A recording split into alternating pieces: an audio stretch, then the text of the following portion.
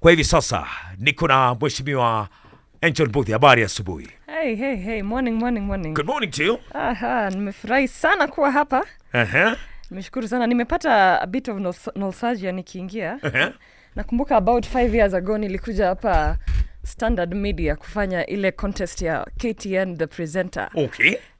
So ilikuwa moto sana. Nashukuru sana nimerudi katika show ya Miss President. Okay. Lakini I think hiyo time sikuwa nimejifahamu sana. Nilikuwa nataka kuwa kama wewe. Kwa hivi sasa unajifahamu. Lakini sasa nilikuwa mdogo, nilikuwa nina explore. Kwa hivi sasa umekuwa. Sasa nimekomaa. Hivi ukisema kwamba unajifahamu, unamaanisha kitu gani? Umejifahamu kivipi? Unajua hiyo time nilikuwa first year hapa University of Nairobi main campus. Ndiyo. So nikaona ile advert ya KTN the presenter. Na nilikuwa natamani sana nikuwe kama Lilian Muli alikuwa akiwa KTN, kina Esther Arunga. Nilikuwa natamani sana niwe kama wale. So nilikuwa nawatazamia sana. So niliona hiyo advert na kina Edith Kimani, Alex Chamwada walikuwa wanafanya hizo interviews. Nikakuja queue, tulikuwa wengi sana, vijana wengi sana hapa Standard Media. Tulikesha hapa almost 2 days. Tulikuwa about 2,000 people from across the country walikuwa wanataka kuwa the presenter. Tuka audition, nika shortlistiwa, nikakuwa bottom 100. I was so excited by the way. Nilikuwa first year, nimetoka tu high school, nimeingia campus, na sasa nimeanza kupambana na hali ya Nairobi. Okay. So, after that tena sikuenda the next level, lakini nikajieka tu motisha, nikajimotivate, nikaingia campus, nikafocus na shule, nikaingia student leadership. Ndio. Nikuwa comrades power. Nikasimama kama academic affairs secretary in the students organization of Nairobi University. Okay. Ile SONU. Alafu the following year nikaweza nikapita of course. Nikapita. Unajua ukisimama na wanafunzi na kupigania mambo na education na kusema kwamba education isiwe for the rich only. Okay. Kwa sababu ukiona wanasema they want to increase school fees, they want to help in a delay. Hizo vitu zina affect students sana. Alright. So after that tena nikarun tena na ule Mheshimiwa Babu Owino. He was the chairman, I was the vice chair. Tukaweza kusimama na yeye na obviously tukapita. Na nikaserve kama deputy president wa organization ya students. Right. Kwa hivyo tumekuwa na experience hapo. Naona experience yako. Lazima. Unashangaa kwa nini your president saini MP na azma kwa ya siasa haikuwepo sana hapo? Ilikuwa. Because kama sasa niko kwa Miss President, namaanisha tu hiyo seed ilipandwa tu at that time. Na yeye pia naendelea na career yake ya politics. Kuna bright future in politics. We wish him well. Na ndoto ya wanahabari ipo hiyo uliachana nayo? Unaona sasa niko tu hapa bado tu niko na wewe mwanahabari.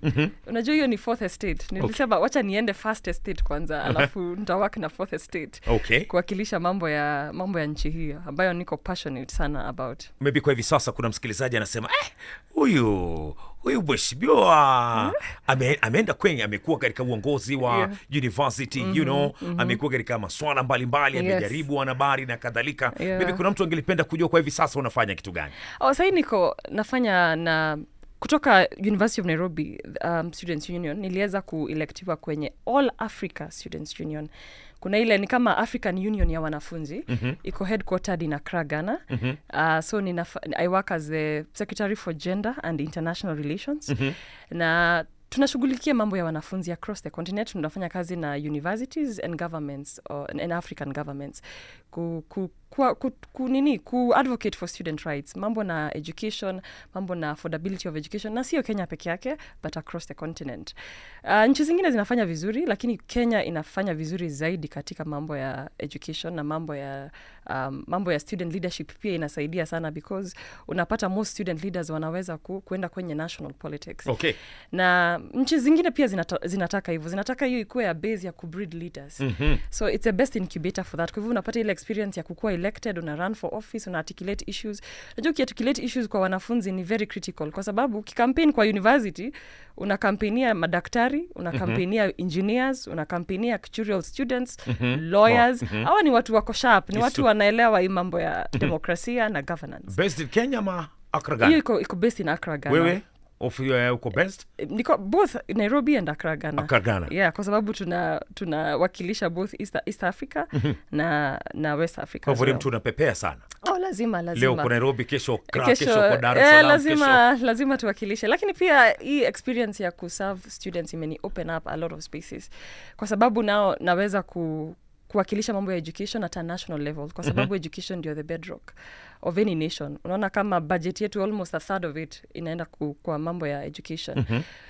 So ukiona nikifanya mambo ya education, ku advocate for them, mambo ya teachers, mambo ya salaries, mambo ya help, mambo ya fee increment, I mean, hizo ni mambo ina touch on students and homes as well. Kwa sababu unapata watu wengi sana wakigraduate kutoka kwa university, wanapata kazi nzuri ama wanaanzisha kazi zao, ama kuna more opportunities in that level, ina break the cycle of poverty. All right. So nimekuwa, hiyo kazi imenifanya nikapata appointment kwa Ministry ya ICT as a youth advisor kwa National Youth Council na National Youth Council. Former government ama this government? Former government. Bado your appointment iko? Yeah. You're still there? Yeah, we're still there. Okay. We're still serving in the board. What's the difference, tofauti ni gani kati ya former government na hii government ambayo kwa hivi sasa imeshika mamlaka? Kuna tofauti maybe umeiona? Well, of course kuna tofauti ni kubwa sana. I mean, pia lazima tuwapatie time waweze kusettle down na kurestructure. Tuone mambo kama mambo ya hustler fund, nataka sana kuona, kwa sababu niko very passionate about kuona vijana wakiwa empowered na wakipatiwa zile economic incentives ndio waweze kujisimamia kibiashara. Na tukiangalia Kenya mahali iko, tuko at that level wenye tunataka mambo na industries ziweze kupepea, mambo na manufacturing. Na hiyo tutaweza kuwasilisha to realize that through the Hustlers Fund. So nataka kuona how it will be done. Kuona lazima ifikie watu mashinani, lazima ifikie ule mama mboga, lazima ifikie watu wa bodaboda. I want to see how that works. I'm quite excited about that as well. Wakati wa campaign Mheshimiwa Rais alisema kwamba 50 billion Hustlers Fund, kwamba vijana watapatiwa mkopo bila interest. Yeah. Lakini kwa hivi sasa nikana kwamba hustler amechanganyikiwa maybe. Nikana kwamba maybe is the president shifting the goalpost ama ni vipi? Manake hivi majuzi amesema kwamba jamani, hakutakuwa na pesa bure, pesa ya serikali, hakuna pesa bure ya serikali, ni utachukua hiyo pesa na utairegesha. Maybe can you clarify kwamba watairegesha na interest ama itakuwa namna gani? Manake ni kitu ambacho umekifuatilizia sana. Na according to wewe, statement ya campaign na statement ya hivi sasa, maybe wewe kama youth unaichukulia namna gani? Well, me kama kijana, I think it's kama huko in government, it's very difficult pia kuona how things work financially. Alisema alikuwa locked out of the previous government. Labda hakuelewa zile coffers ziko na what the balance was.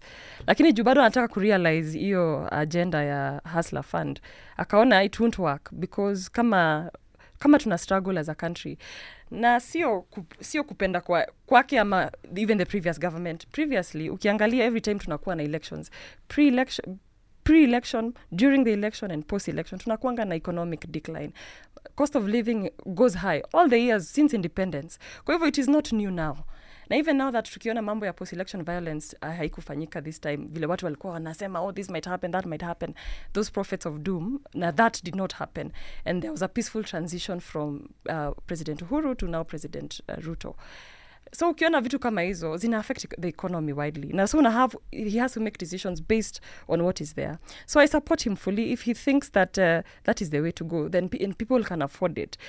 Now kizungumkuti hapa itakuwa kurudisha hiyo pesa, because tumeona katika pia nikiserve katika mambo ya youth fund, Weze fund, one of the challenges ni ile ku get back the money, but kama wanaweza saidika hata kama ni mambo na tax holidays, unajua hiyo ni mambo government inaweza kusaidia hata kama inapatiana money at an interest. Kitu kama tax holiday inaweza kusaidia at least kukucushion kidogo, hata kama unarudisha na ile interest lakini kuna ushuru fulani ya ulipi. Those are some of the strategies he can use to cushion people. Bila shaka the 50 billion Hustlers Fund ile itakuwa katika wizara ambayo inaifanya kazi kwa hivi sasa, ICT, SMEs na kadhalika. Na vile umesema kwamba zimekuwepo hapo awali, sio ati ni idea ambazo zimekuwepo, youth fund na kadhalika, na ni kana kwamba vijana wengi pia kufaidika na hizi youth fund. Maana hata ukienda katika sehemu mbalimbali, maybe kidogo, yani paka utafute sana ndio upate kujua kwamba maybe kikundi kilisaidika na youth fund na kadhalika. What is your proposal ambao uko katika hiyo ministry? Ungelipenda ifanyike namna gani hii Hustlers Fund? Ipatiwane kivipi? so that tunaweza kuona yale imesaidia vijana, because 50 billion it is not small money.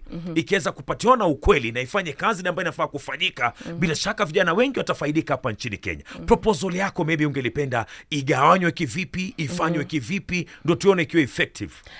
Kuna mambo mengi yalibadilika, kama ile mambo ya kurestructure ministries. So nilikuwa kwa ministry ya youth, ICT and innovation. Lakini sahii ministry ya youth iko kwenye docket ya Ministry of Youth and Sports. Kwa hivyo ile mambo ya Hustlers Fund haitakuwa kwetu tena. Si tutakuwa na National Youth Service. Na yenye haikuwa hapo awali. Lakini my experience na mambo ya youth fund na uwezo fund ni kupata vijana hawajui hizo funds hata zina exist in the first place. Ile tu civic education peke yake is all they need. Unapata ukifika mashinani unawaambia kuna uwezo fund, kuna youth fund, ni ile tu kuwasaidia wajiunge na vikundi. And then pia unapata saa zingine vijana pia sisi tunakuwa tu our own worst enemies, kwa sababu pia if we just take this money and do nothing with it haitatusaidia. Na ukipata watu wataki pia kuwa accountable for those resources, as a country we won't go anywhere. We have to remain accountable, tukue focused. Ni hizo tu vitu kidogo kidogo. It's not rocket science ati sasa money is being given out na watu hawapati or anything like that. Pesa iko, vijana wajiunge na vikundi, waweze kupata ile pesa na waweze kukua accountable. Hii mambo ya corruption haiko just at the top level, iko at the grassroots level. Lazima any corruption starts with you and me. Kwa sababu kama mambo ya corruption unapata mpaka kwa hizo youth community organizations, ati unapewa pesa na utaki ku account for it, sasa tutaenda wapi as a country? This 50 billion that the government is giving out, it must see the impact at the end of the 5 years. Okay. And one way of that is to have accountability. Organizations ikuwe na proper frameworks za kudecide hiyo pesa inaenda kufanya nini. And then on the other hand, the ministry must conduct proper civic education, even if it's training them first on how they can use this hustler fund kwanza ndio waweze kupata pia, and then now they have accountability. Is a process. Tunaweza kumblame maybe Angel Mbuthia maybe pia yeye manake yuko katika amekuwa akifanya kazi na youth, na Angel kwa hivi sasa anatuambia kwamba hawajapata hii education kwa ilewesha zaidi ziko upande gani, wanafaa kuzitumia kivipi, ni vipi zitawasaidia. Kuna vile tunaweza kukulaumu maybe pia hujachangia katika kuelimisha youth kujua haya maswala. Mimi Angel Mbuthia ni mmoja tu na Kenya iko na 50 million people. Siwezi kuwafikia wote, lakini kitu ningependa kusema ni kwamba your member of parliament akwa aware mambo ya youth fund. Your women rep is aware na mambo ya uwezo fund. Your governor is aware about the funds they have nationally and in the county governments. Kwa hivyo hii sio jukumu langu peke yangu ama wewe peke yako ama the media peke yake. Pia how represent even the MCA pia yeye anajua kuna hizo funds na wanaweza kuambia their constituents that kuna funds hapa zinapatianwa, tafadhali apply. Okay. Na pia tuweze commit requirements. Hiyo sasa ndio tunaambia vijana. Unajua tunapenda tu unaamka asubuhi you go and get money. No, it will not work. It cannot work like that. Even you have to sit here, me and you have to sit here for anybody to earn a salary. So we must be accountable, we must work for it. All right. Yeah. Kwa hivi sasa interviews zinaendelea za mawaziri, lakini kile kitu ambacho tumekiona katika serikali ya Mheshimiwa Rais William Ruto ni kwamba wizara ya ugatuzi ameitupilia mbali devolution. Do you think kwamba ilikuwa ni important, ni wizara important, ama wewe unafikiri kwa nini ameitupilia mbali maybe? Well, mambo na devolution ni mambo imekuwa na kizungumkuti sana. Lakini devolution tusisahau pia mali tumetoka. Let's not forget where we've come from. Tumetoka mahali ambapo in 40 years we had a central government that it really deprived regions in this country. Unapata kama Mwashumbe ni yeye president, unapata kwao peke yao ndio kunaendelea. So hii mambo ya devolution ni mambo tulifanya vizuri sana katika promulgate the 2010 constitution. Na unaweza pata kuna mpaka there are institutions that are ambazo zimepatiwa kazi ile ya make sure that devolution works. Kama ukiangalia the Intergovernmental Relations Act ya 2012, unapata kuna hizo structures. Hiyo ndio ili establish the Council of Governors, it established the IGRTC committee ambayo iko fully tasked with 24 hours to conduct the business of county and national governments. Kwa hivyo there's a lot still that can be done, and sasa kama hiyo Hustlers Fund, how will it be realized? Tumia through the counties. The ward reps are the ones who are going to realize this. Devolution should be in every ministry. Like mtu afeel kwamba government iko kwake outside the ukitoka tu hapo nje you feel that you're represented. Si ati unasema si Turkana si Kenya, Pwani si Kenya, Kajiado si Kenya. Una feel that services za government ziko karibu na wewe. Okay. So even if it is not factored in as a ministry, it has to be realized through the implementation and the impacts of a government. Kwa sababu ukipata one of the challenges ya kukuwa na devolution aside, what happens is that sisi kama watu wa agriculture, we are not going to deal with devolution.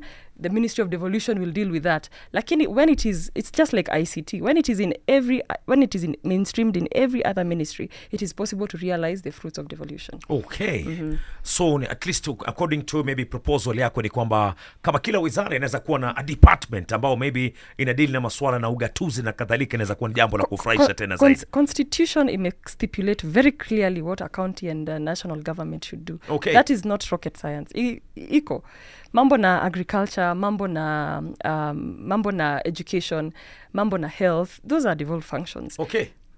Interviews zinaendelea. Na kwa hivi sasa revelations ni kwamba tunaona waheshimiwa wakisema worth yao, kuna wengine 4 billion, kuna wengine 950 million, kuna wengine 750 million, kuna wengine 544 million. Usiniulize my worth tafadhali. This is not vetting. I hope you are not vetting me. Kuna wengine 100 million na kadhalika. Maybe ni kitu ulikuwa na expect imekushock wewe kama youth na kadhalika? Kuna monge lipenda kusikia maybe kutoka katika the panelists ambao wana veti au waheshimiwa? Panelists ambao wana veti waheshimiwa pia unajua wanajuana, so I think they should be a bit more, they should dissect issues a bit further. Na hiyo mambo ya kama vitu za worth, hapo ndio mambo unapata issues to do with corruption come in. So being investigated and showing that this is how I acquired this money, there's nothing wrong with it. Kwa sababu Kenya is a capitalist country, ambapo kuna private ownership of property. So it is allowed to earn as much as you can, as long as you can account for it na unalipa ushuru. Yes. Friend, kwa nini maybe Wakenya wanashtuka? Kwa nini Wakenya paka wanaanza kujiuliza kwamba hasa wamekuwa kijita mahasla kuna mamilioni yote. Why? Mbona Wakenya maybe inawashtua maybe? Unajua walikuwa former hustlers. Walikuwa former hustlers na waka-work their way to the top, so wanasema bottom up. So wako up sasa tunajaribu kuinua wale wako bottom. So let's see how they work. We wish them all the best. Okay. Yeah. Governance ni kitu ambacho kimezungumziwa sana, maybe devolved governance na kadhalika. Maybe kwa Mkenya yule ambao maybe ni kitu amekisikia kwa mara ya kwanza, maybe unaweza kumulika kumwambia maybe devolved governance inawaki vipi hapa nchini Kenya, wewe ukiwa katika serikali? Mambo ya devolution ni mambo ambayo tumeongelelea since independence. Since the country got independence, akina Jomo Kenyatta hawakupenda hii mambo ya wakoloni wana centralize everything in one place, and then unapata watu wengine wanakuwa left out. So ndio wakaanza mambo ya majimboism. Hiyo time kama Wakenya walisikia mambo ya walitishwa maoni yao at that time, lakini haukufaulu at that time. So tukenda 40 years with executive power with one president. Unaona tu yeye tu ni one man show, na hiyo ndio encourage mambo ya devolution. Ndio mambo tukaongea mambo ya separation of powers, ndio tuweze kupata services at our doorstep, ndio uweze kupata mambo ya maji, you have someone to account for. Unapata mambo ya health, kuna mtu anakuambia. Unapata mambo ya agriculture na mambo ya policies inakufikia. Mambo ya public participation ndio mambo tunaongea kuhusu devolution, ndio Mkenya aweze kuparticipate katika governance ya nchi. Ndio tusipate a situation where we have an imbalance in the country. It is also a strategy to reduce the gap between the rich and the poor. Kwa hivyo devolution ni kitu ambayo we are only 10 years since, we only about 12 years since we promulgated the constitution. Kwa hivyo tupatie time, and then tumekuwa na almost 40 years of a centralized government. Kwa hivyo we also need another 20 years to see how exactly hii mambo ya devolution will work for us. But it may encourage a lot of leadership, because now when you look at MCAs at the county level, unapata kuna ile affirmative action ya women, unapata wanakuwa nominated into offices, na it may encourage wengine waweze kurun hata as members of parliament. It is also a space to encourage young people even in leadership as well. Unapata MCAs wengi ni vijana, unapata wanaweza pia sasa from there wanarun as wanapata hizo mambo ya Senate. Inawapatia platform to build themselves as brands. I do think kwamba maybe may benefit maybe all citizens katika all levels, maybe story nzima ya devolved governance. at least citizens wako more woke this time on matters governance. Hata ukiona mtu akidecide to vote or not to vote, hiyo ni decision yake. Unapata at least wanaweza kujua there is someone like an MCA mwenye anawa represent katika county assembly. So hata tukisikia MCAs wakisema wanataka ward fund, hiyo ni kitu ambayo tunafaa tuwasaidie nayo, because ukiongea na the most accessible person to people, unapata statistics zinaonyesha ni MCA kushinda senator ama woman rep ama MP ama governor. Okay. The MCA is more accessible. So hiyo inamaanisha that there's that involvement of nini mambo na governance at the county level, at the ward level, where it is the most critical. Okay, do you think maybe your MP mbunge pale unatoka Kiambu maybe is taking advantage of this system kuhakikisha kwamba maybe eneo bunge ile ambalo unatoka maybe linaendelea zaidi na kupata maybe baadhi ya vile vitu ambavyo mnahitaji katika eneo bunge lenu? Uliona ile conversation ambayo ili come up about boundaries. So hiyo inaonyesha kwamba funds are allocated to constituencies based on their density, like population wise and all that. Unapata sasa hii mambo ya boundaries inaleta shida because other people are getting more allocations than others.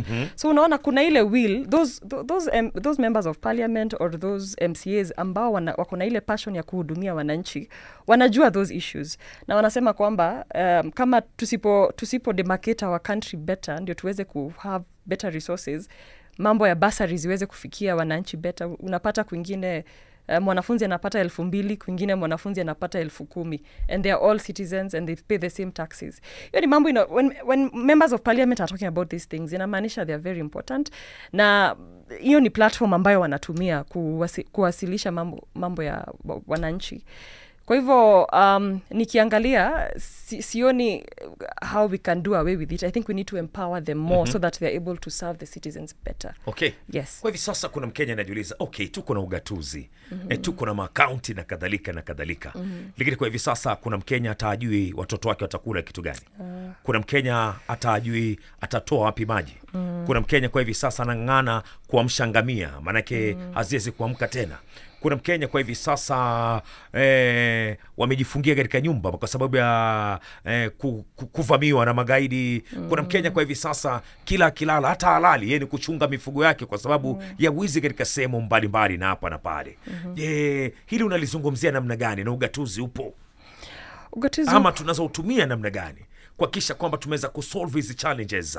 Ama hizi counties ambao pia kuko na ugatuzi lakini kuko na hizi shida, maybe unaiongelea namna gani? I think governments zinafaa ku work together. At the end of the day, is separation of powers haifai kuleta mambo na superiority na complex, who is more powerful than who has more resources than who. Unapata national government and the county government, they need to work together. Mambo ya communication lazima iwe, kwa sababu if two counties do not if the two parts of government are not able to communicate with each other, very little happens. Unapata sasa ndio maana unapata mambo ya security haiwezi kuwa communicated at the county level. Unapata sasa kunakuwa na hiyo miscommunication. It is all about working together in partnership. And when we look at kiangalia situation ya country, sahi kuna mambo ya food insecurity, kuna hiyo drought ina loom sana. The other day nimeona there's a lot of cattle in the city kwa sababu wamekosa pasture kule wametoka. Kwa hivyo mambo ya food security ndio nataka sana kuona sana hii hustler government itafanya vipi, kwa sababu tuko na shida, na hii shida tunaishi kuwa nayo. Every time kuna issues na climate change, unapata kuna mambo na drought na si ndio tunakuwa affected sana. So there's a lot this government can do. It really promised a lot of things. So we are waiting to see how they are able to realize this, because hao ndio wako na monopoly of power. They have the resources, they have the systems, we elected them to delegate our power on August 9th. So let's see how it goes. Okay, kwa hivi sasa kumekuwa na ugatuzi ambao umesema vizuri sana 10 years, miaka 10. I'm very sure maybe miaka 10 kuna vile vitu vimefanyika na kuna vile vitu havijafanyika. Kuna county zile ambazo tutasema kwamba tumefili ugatuzi jamani. Good example maybe ni county ambayo imezungumziwa sana, county ya Kakamega chini ya uongozi wake wakati alipokuwa pale vile governor Mheshimiwa Wycliffe Oparanya. Na maybe ukienda kule people they'll talk kwamba amefanya maendeleo na kadhalika. Lakini kuna county atakuwa hivi sasa sasa atakupata maji ni shida. Kuna kaunti kwa hivi sasa atakupata madawa inakuwa ni problem. Kuna kaunti kwa hivi sasa hata kupata pia hospitali pia hakuna. Yani kuna kaunti kwa hivi sasa hata pia education it's a problem. Yani ni problem all over. Do you think kwamba it's high time we need to introduce must do projects in these counties? Hii mambo ni mambo na accountability. Former president alisema we are losing 2 billion per day to corruption. So we are spilling what we need to put together. Kwa hivyo ukipata other counties at the same time unapata kwa payrolls kuna ghost workers, unapata money is being embezzled, unapata watu hawakuji kazini. Hizo vitu tusiporekebisha, we cannot expect a bicycle to work like a Mercedes Benz. At sasa this county, and it's a very rich county, look at Kakamega. Yes. A very rich county, it should not be grappling with issues on security, on food security, on water, no, hiyo sio mambo hiyo. That county can feed this entire country on its own. Kwa hivyo they need to wake up and realize their full potential. Hiyo mambo ya accountability sio kidogo. Nilisikia kwa hiyo vetting Madam Aisha akisema hakuweza kupata education, kuwa married off, and that is a part of the country we live in. Kwa hiyo ni mambo ya leaders wao wa make sure wasichana wameangaliwa, wa make sure bursaries zimewafikia, na wa make sure wana turn up even in the office to make sure that work is done. Maybe kwa hivi sasa ukiketi katika round table na Mr. President William Ruto na maybe the agenda yako ilikuwa ni kumadvise au maybe tunaweza kulipua counties zetu kupitia katika zile pesa maybe mgao wanapata kutoka katika treasury na kadhalika na kadhalika. Maybe ni vitu gani ambao unaweza kutighten katika counties ndio tuweze kufeel ile impact. It's true, billions are going to the counties na these billions hii kitu ndio kimefanya. Unaweza kumadvise namna gani Mr. President? Mr. President, IGR, Intergovernmental Relations Act of 2012 ambayo tulipitisha 2 years after 2010 constitution ina stipulate very clearly how the two governments should work. Then there is an Intergovernmental Relations Technical Committee ambayo ni secretariat iko designated. We pay them with our taxpayers' money to be in those offices every day to make sure that county governments are able to work with national governments. And then lazima kuwe na zile summits ambazo zinafaa ku take place at least twice a year. Those summits are not taking place. Kama hiyo summit take place where the president should chair those meetings with county governors to discuss issues of the counties. Kama hawapatani kuzungumza, watafanya kazi vipi, Washombe? So I would really encourage that kukuwe na frequency ya hizo mikutano, kwa sababu this is all about communication. Unaona, unapata kama and then the issues to do with the political parties. Pia ningeomba council of governors waweke their political differences aside, waweze kupatana ndio waweze kusikizana. Sasa tumeamua hii ndio serikali ambayo tunataka. Kwa hivyo let's sit in one table and decide that this is where we want to push this country to. In the first place, that should happen before anything else. Okay. Yes. Karibu tena. Anaitwa Angel Mbuthia, all the way kutoka upande wa Kiambu pale vile. Na leo kesho unaweza kumcheki katika Miss President. But hey, bado uko katika Miss President? Yes. What do you mean? lazima tuwakilishe pale kwenye Miss President. A confirmation to Kiambu County, representing Kiambu County. Wewe ni youth, na bila shaka ni mtu ambao uko involved katika story nzima, uko katika serikali pale vile, na uko katika masuala mbalimbali ya kushughulikia masuala ya youth hapa nchini Kenya. Na bila shaka katika hii nchi kile kitu ambacho kinatusumbua zaidi both katika national government na katika county governments ni ufisadi. Ushaona ufisadi umekithiri. Hapo uliposema kwamba the other government, Rais Uhuru alisema kwamba every day tunapoteza 2 billion na kadhalika na kadhalika. How do you feel wakati institution ambayo imepatiwa mandate ya kuhakikisha kwamba inakabiliana na ufisadi hapa nchini Kenya inajitokeleza na kusema kwamba hii kesi itabidi nichunguze tena? Manake hii kesi wakati nilikuwa naishughulikia maybe under pressure, nililazimishwa, nilipatiwa masharti, niliambiwa lazima nifanye hivi na kadhalika na kadhalika. Maybe case study ni kuhusiana na kesi ile ambayo inamkabili kwa hivi sasa our deputy president Mheshimiwa Rigathi ya Rigathi Gachagua na kesi zile zinginezo ambazo zimetupiliwa mbali na kadhalika na kadhalika. How do you feel wakati institution kama hii ambayo anaisimamia anatoka na kusema kwamba anasema masuala kama hayo? Okay, mambo ya ufisadi ni mambo very sensitive sana. At the same time inatu cost lives as well. Sijui kwa nini Wakenya hawaoni the big issue with corruption. Corruption inafanya madawa zifike hospitalini, unaenda hospitali wewe ni mgonjwa, unafariki. Unapata kijana shupavu anataka kazi, hakuna kazi. Unapata basic things za government ni ngumu kupata. Unaona mambo ya ICT inakuja tu kutoa middleman, unapata passports zinakuwa easy ya kupata, unapata kitu basic kama passport, ID, license, hizo vitu zote zikikuwa mad na corruption, unapata it's difficult to even run a country.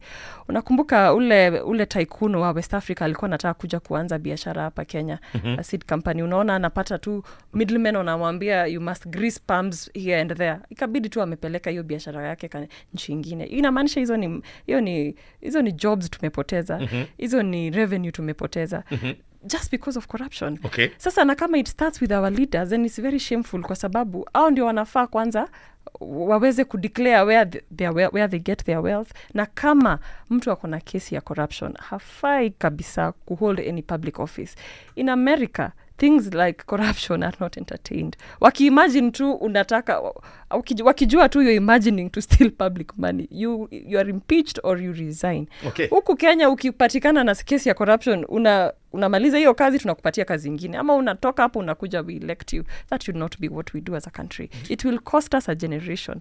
We kama youth maybe una trust katika institutions ambazo zimepatiwa responsibility ya kuhakikisha maybe tunamaliza ufisadi hapa nchini Kenya. Una trust these institutions, na wewe unafikiria ni kitu gani ambacho tunaweza kukifanya zaidi katika hizi institution kuhakikisha kwamba maybe tunapunguza ama tunamaliza ufisadi? Lazima tumalize ufisadi. There is no two ways about that. It's either tupunguze ama tumalize. Unajua sijui kwa nini tunapenda kucomplicate hii mambo ya corruption. Ni kuiba kuku, ukiiba kuku unafanya what happens? Ukiiba kuku what happens? Unafaa ufungwe. Unafungwa. Unachukuliwa hatua. Sasa billions and millions of Kenyan money, of taxpayers money, mbona tuna beat around the bush? If you are found with a corruption, you should be jailed. Do you trust katika these institutions? Yes, lazima. These institutions we have worked so hard kuzi-establish even in the new constitution, kuzi-strengthen, ziweze kuimplement zile tasks na duties ambazo wamekuwa delegated. Kwa hivyo, those institutions are really need to be very independent. Their appointments need to be very clearly stipulated. And even how they actually deliver. And even timing ma processes of corruption. Si ati kesi ina go on and ina drag on. Mpaka huyu unapata even the suspect anaweza kukua cleared and run for office. Hiyo ni mambo ambayo hatufai kuentertain as Kenyans. Angel Mbuthia, parting shot yako ni gani? Niko kwenye Miss President na natoka Kiambu County na wakilisha mambo ya vijana katika all levels. I'm a member of the Youth Advisory Board in the National Youth Council, and I chair the COMESA Youth Advisory Panel, which is a common market for Eastern and Southern Africa. I am here asking and advocating for youth issues, and I'm requesting your support on Miss President Show that airs every Sunday, every Sunday and Thursday. On Thursday it airs at 8 p.m. On Sunday it reruns at 2 p.m. Catch me there, Angel Mbuthia, Miss President. You can follow me on Facebook as Angel Mbuthia, on Twitter as Angel Mbuthia, and on Instagram as Angel Mbuthia. Thank you.